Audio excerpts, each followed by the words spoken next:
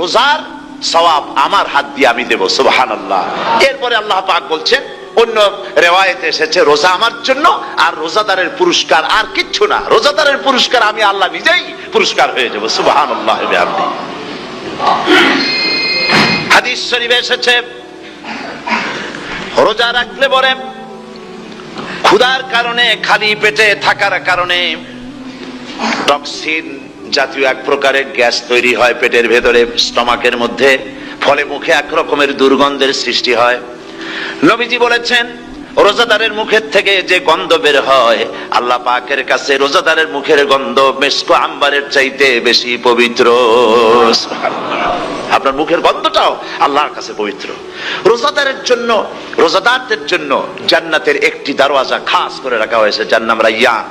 এই দরওয়াজা রোজাদারদের জন্য, কেবলমাত্র রোজাদারেরা সেখান থেকে প্রবেশ করবে, আর কেউ প্রবেশ করতে পারবে না।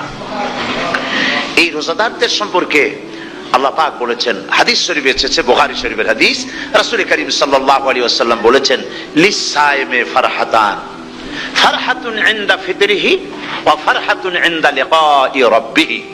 রোজাদারের জন্য দুইটা খুশি। কয়টা খুশি বলুন তো? কে বলছেন? আল্লাহ রাসূল বলছেন রোজাদারের জন্য দুইটা খুশি। লিসাইমে ফারহাতান, দুটি খুশি।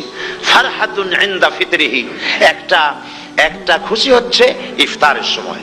এই ফিতরিহিতে, এই ফিতরিহি দুটি কথা, এই একটি কথার দুটি ব্যাখ্যা হয়। একটা হচ্ছে ইফতারের সময়, ইফতারের কথা বলা হয়েছে, আর ঈদের কথাও এর মধ্যে বলা হয়েছে।